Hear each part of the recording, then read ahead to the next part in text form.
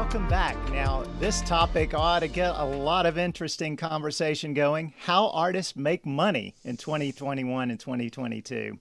We've got the folks who can answer those questions for us, and I'm going to turn it over right now to Justin Ruoff. Justin, take it away. Thank you, Storm, and welcome everyone to our panel on how artists make money in 2021, 2022, and beyond. My name is Justin Ruoff. I'm VP of Operations at Live 365, and I'll be our MC today. I want to kick it around to our panelists real quick. I want everyone to introduce themselves real briefly and what you guys do. I'll go through my cubes. Dave, you want to fire away, give you a quick introduction and what you guys do? Absolutely. My name is Dave Ratner. I run a law firm called Creative Law Network. We work with creative people and businesses, everyone in the music industry, musicians, promoters, labels, managers. I'm actually personally a recovering manager, a recovering tour manager, and somehow survived to get to law school. So it's great to be here. Thanks, Justin. Awesome. Thanks, Dave. Wade, why don't you fire away? Tell everyone who you are and what you guys do. Sure. So Wade Metzler, about 25 years in the music industry, mainly focused on performance royalties. Now I do label artists and publisher relations at Sound Exchange. Sound Exchange is based out of DC, but I'm based out of Los Angeles and kind of lead our efforts out here.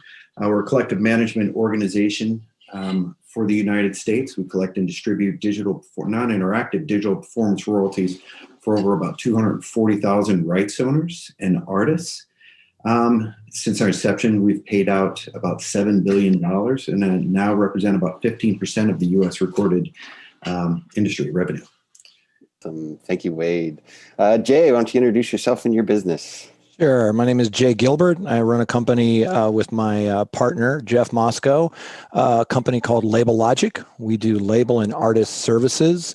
So we basically are the label infrastructure for management firms and some artists. Awesome. And last off, Stacey, you want to introduce yourself and what's your business? I'm Stacey. I'm the CEO of Bandzoogle. I'm a guitar player, beekeeper, and a passionate but terrible karaoke singer. The Bandzoogle started in 2003 as a fully remote group dedicated to making artist tools online so that fans could reach artists directly. That started out as a website builder, but today we provide e-commerce tools, mailing list, pre-orders, and many integrations to popular music services like Bandcamp, Bands in Town, Facebook, Twitch, Crowdcast, and more. And that's just a quick summary. I could talk about it for a while, but we have a huge suite of tools for artists. Awesome. Thank you. So we have a great panel today, a very diverse crowd here in terms of different ends of the industry. So let's go ahead and get fired away here and we can start talking about some of my favorite topics, how artists are making money. So to get us started, I want to do kind of a little exercise, a one-word icebreaker here. So I'm going to pass around to everyone, give me one or two words here.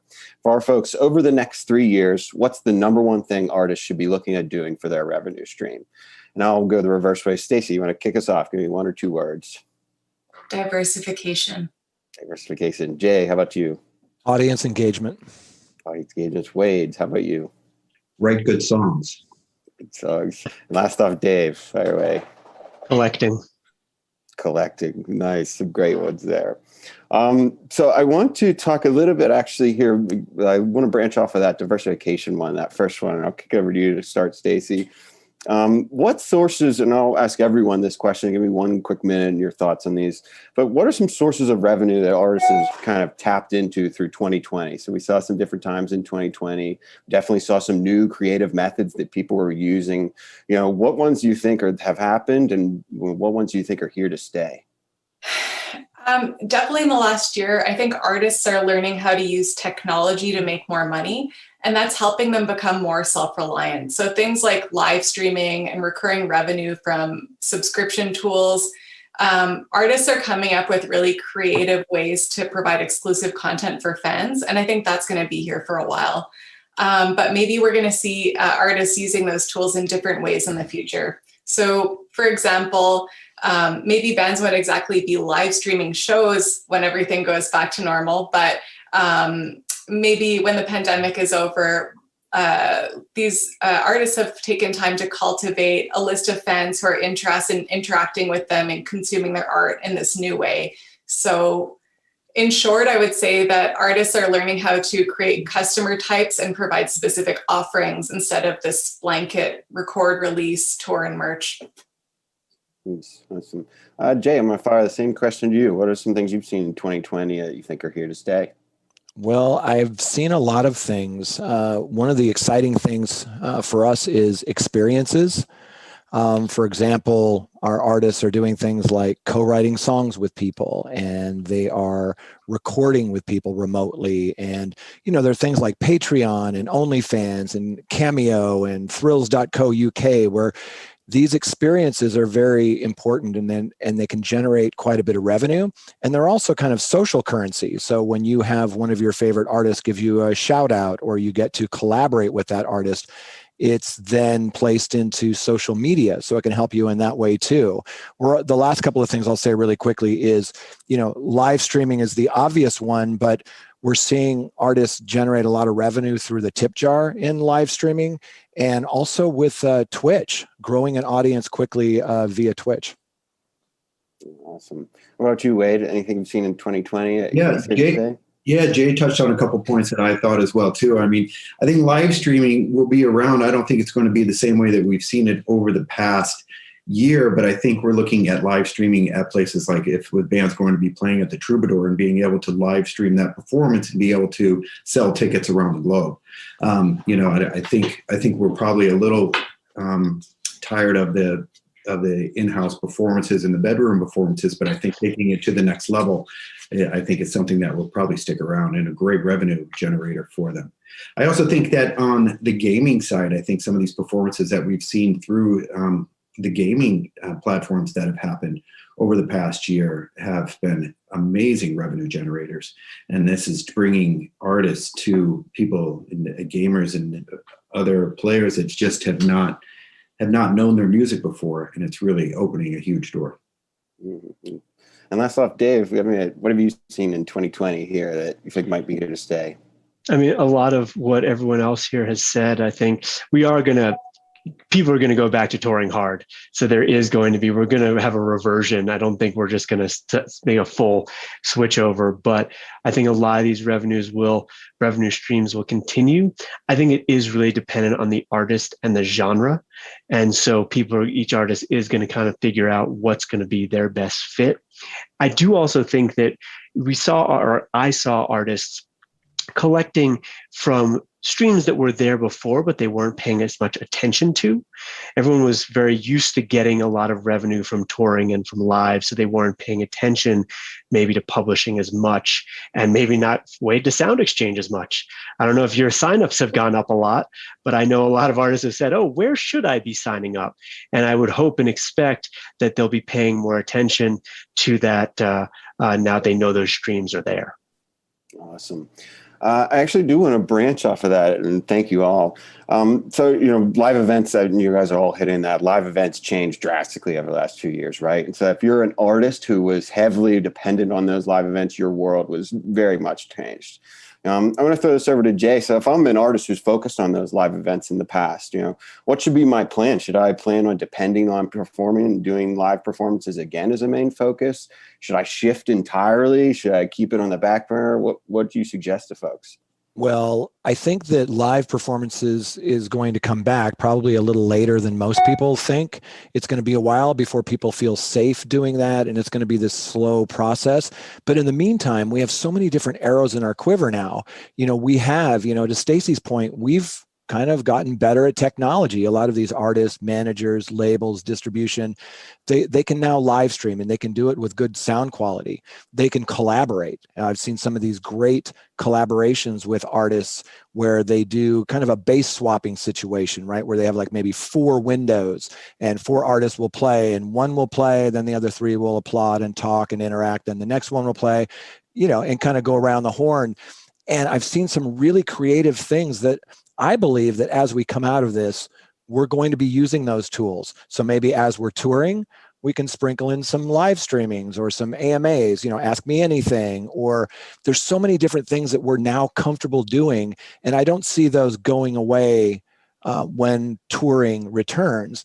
And then, some of these other things are going to start coming back. Merch was such a big loss for a lot of people when touring went away.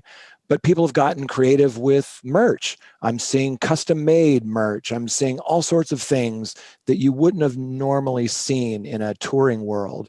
So I'm really excited about, as we ease back into touring, we're going to have a lot more tools. Awesome. And great points there. I actually do want to branch off of the merch thing, because a lot of people, you had mentioned, a lot of people do see some reduction heavily in their sales from that, from they're not touring. And some obviously saw big upticks because more people were online. They were getting more online exposure. Stacey, I know that's kind of your specialty. I mean, how do you kind of see merch playing out as a revenue stream going forward? And, what are some best practices some artists can do? Like if I'm one of those artists who my merch sales did go down because I'm not touring anymore, what's some good practices they can use to help improve that? Well, to put it all into context, we did some data crunching, because when the pandemic hit, we said, how can we help these artists? Like, how can we help artists make revenue during this time? So we looked at what were the most popular items for fans to be purchasing, especially from Bandzoogle members. And there was just in the last year an explosion in merch sales. So we focused on that. And I think anything is important as long as your fans want it. And fans will always want your merch. Like a band t-shirt is part of your identity. And that doesn't matter what your demographic is.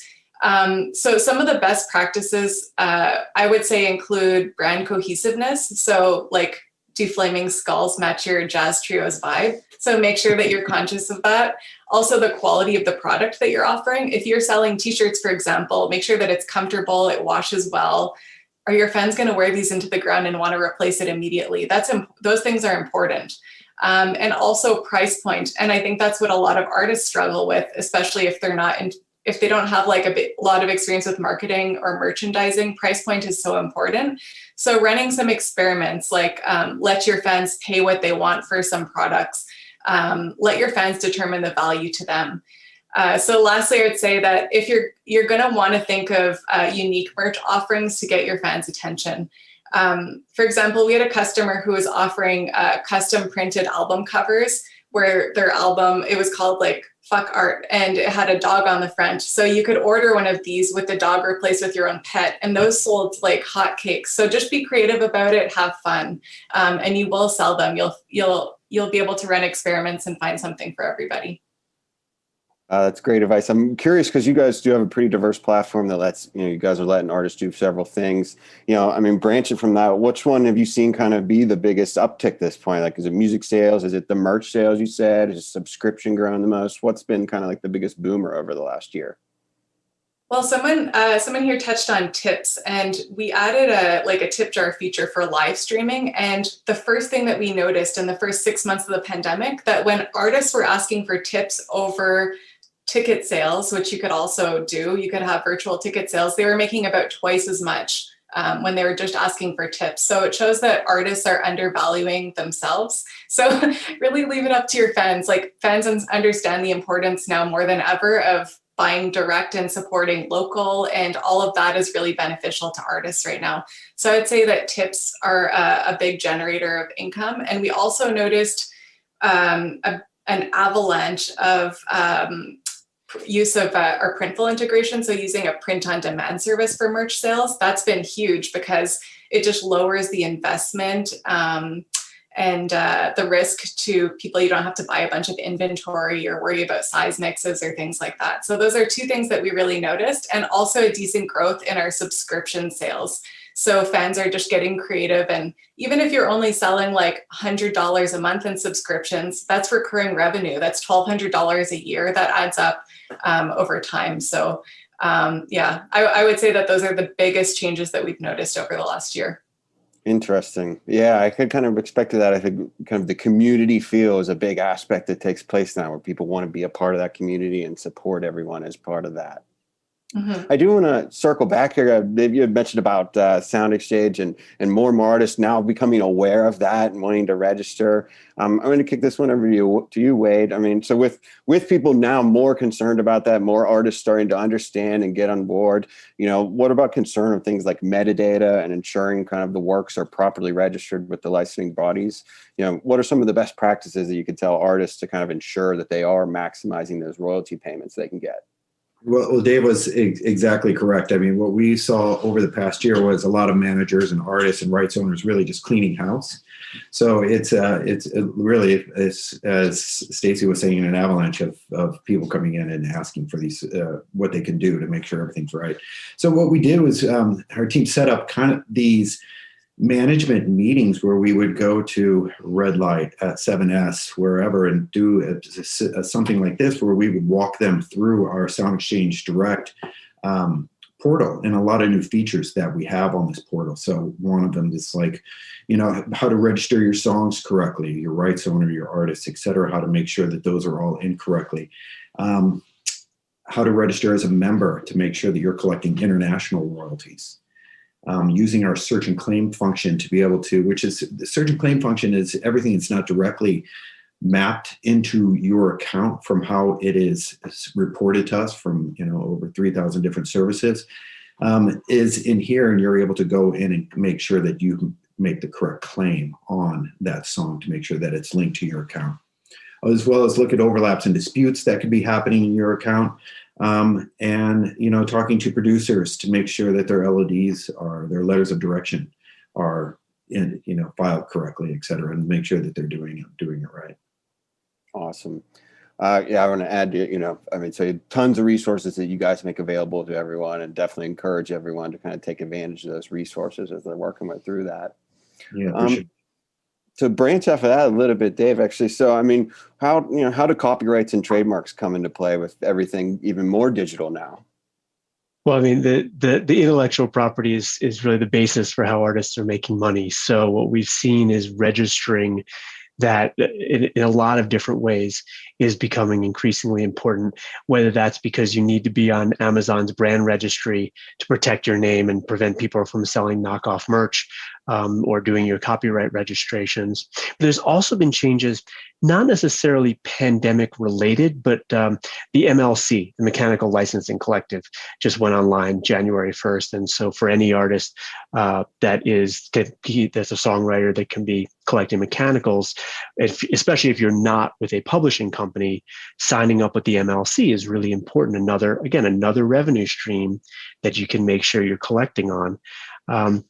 And so I think it's kind of this, I don't mean to make a theme out of it here, but identifying what rights you have and then making sure to act on them and register them.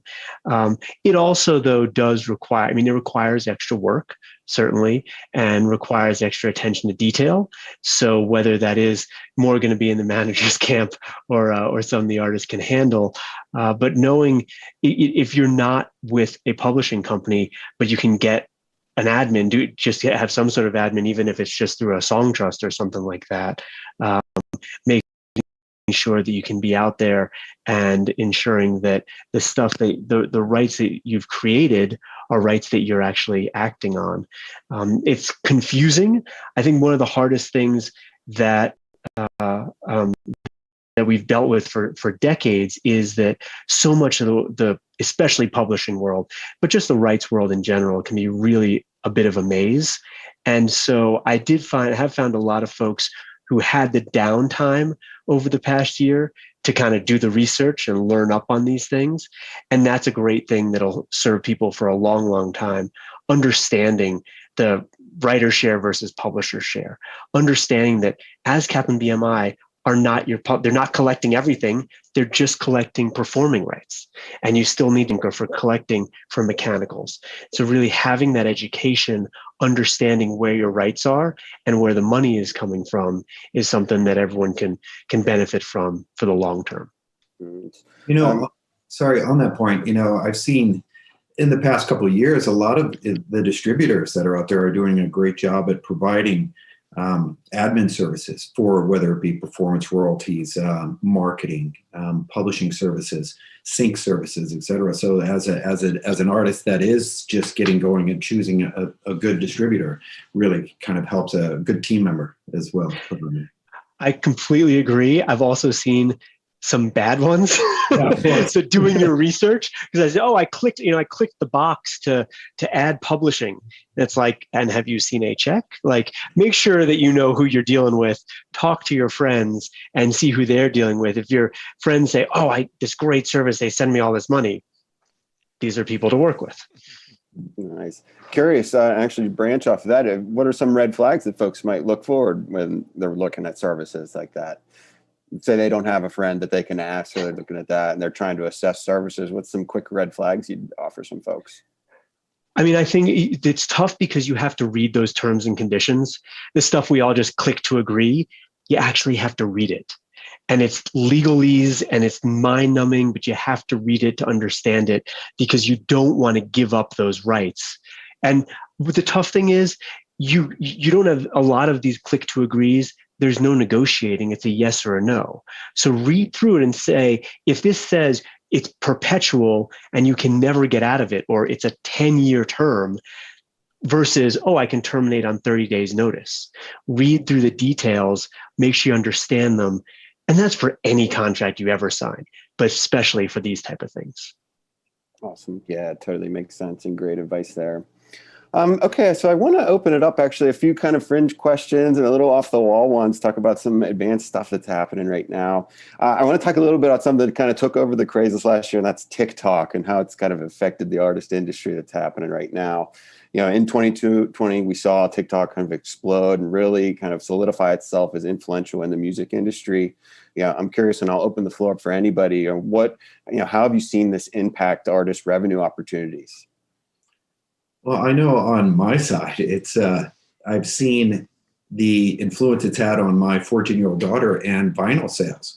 So things that she's finding on there and then wanting to go out and actually buy the actual vinyl, the songs that she's hearing on there. So, I mean, she's turning me on to some like post-punk stuff from Russia, so it's like some of the discovery that has gone through that has been fantastic on that side.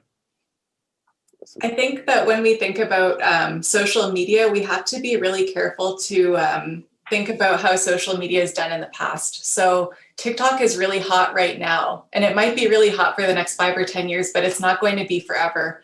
And I might not be the best person to answer the question, but it does make sense to remonetize your old content and spend time where your fans are and give your fans a taste of what you have to offer, where they're spending time, and drive them back to your website where you can collect their email and foster a better relationship. So that's all I would have to say about TikTok. Yeah, I would agree with that. And also just add that it's one of the easiest platforms to gain an audience quickly.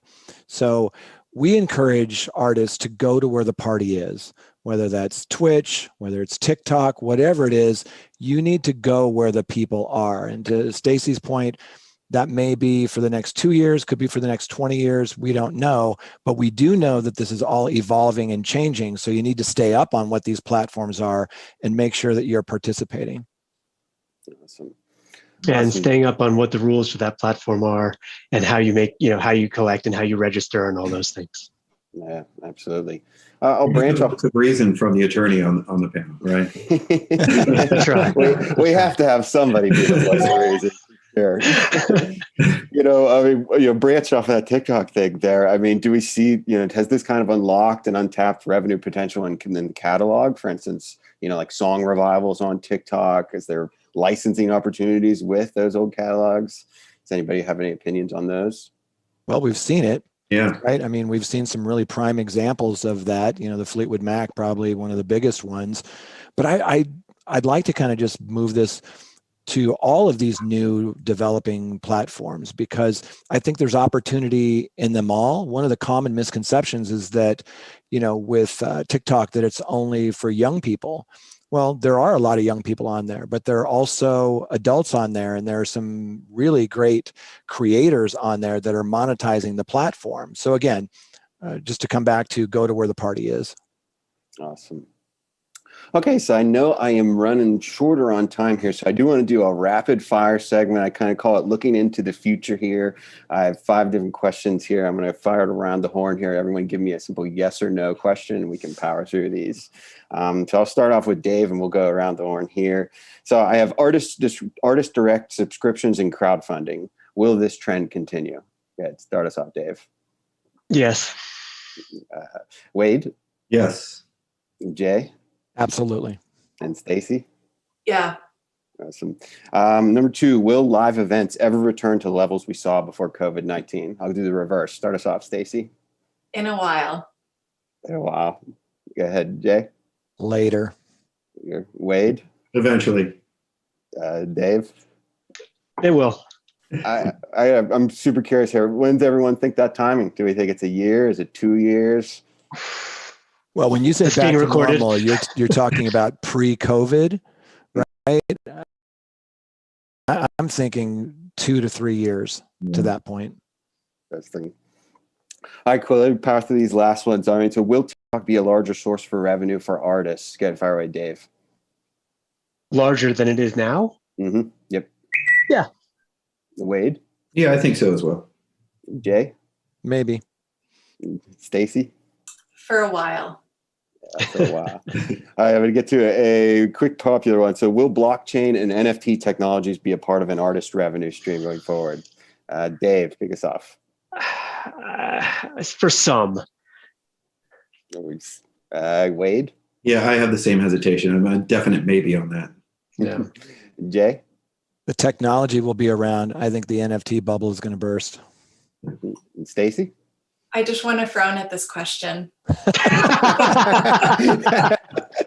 So noted. All right, so my last one, finish this off. Will gaming, things like licensing works, in-game purchases, are those going to be a bigger or larger part of an artist revenue stream? And Stacey, go ahead, start us off. It's more than one word, but I think for some artists, it's going to be a huge part of their revenue stream. Some. Jay? Agreed. For some, it'll be huge. Wade? Again, absolutely, but I think it is a small portion. Yeah. And It's a niche. Yeah. Awesome. So that concludes our rapid fire section. I think I'm in just enough time. Have I not, Storm? Absolutely. Perfect. Awesome. Thank you guys very much. Thank you, this panel. We really appreciate it. And I'll kick it back over to you, Storm. Thank you, Justin. Someone said in the chat this could go on for another hour, and I agree. This is a great conversation, and also a lot of great ideas thrown out. So appreciate you. Thank you so much. Great panel. Thank you, guys. Thanks, guys. Thanks, man. Have a great one. We'll take a couple of minutes to move on to the next one soon. See you.